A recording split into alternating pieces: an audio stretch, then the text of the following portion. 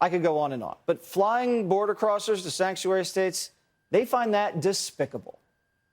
I find it despicable that in a state where so many people have the same experience, Ron DeSantis is using this right now as a political stunt. This talk of a lawsuit really, to me, sounds like election year political theater. The media is making this a big deal just because it comes from a wealthy city like Martha's Vineyard, when hardly no conversation is being had of Tucson, Arizona, El Paso, Brownsville, Harlingen. I don't know how you, as a Mexican American, and I don't know how you can, with a straight face, say that what the governor was simply offering was transportation. Please. I actually spend a lot of time in our southern border, and I invite you to come down and celebrate National Hispanic Heritage Month down there. You'll probably see all of the Hispanic heritage celebrated there.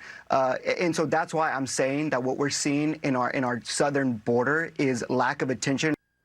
So the guy that just schooled Navarro is joining us. Abraham Enriquez is the founder and president of Bienvenido US, and he joins me now. So you think she's going to take you up on a little border visit? You know, Jesse, progressive activists are very inconsistent. And as you mentioned, no one sued Barack Obama in 2008 when he was flying migrants all across the country. No one sued Biden when he, in the middle of the night, was flying migrants across the country as well.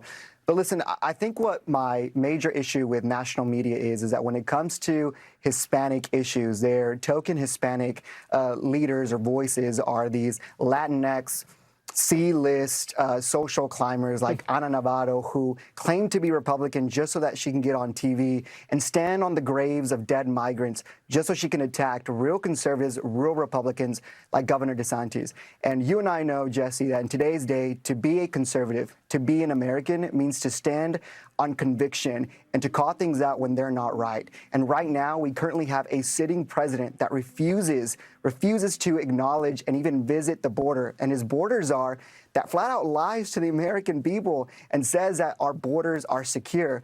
Every life that was lost, that has been lost, making their way to our southern border, every woman, unaccompanied minor that has been taken advantage of by the cartels or the coyotes, every family member that has lost a loved one because of a fentanyl overdose, of the drugs that are pouring into our southern from our southern border, those lives are on the hands of Joe Biden and any lawmaker that refuses to stand on conviction and call out the crisis that we have currently on our border. Yeah, you're right about that. I mean, the best way to get on television is to say you're Republican and go on and attack Republicans.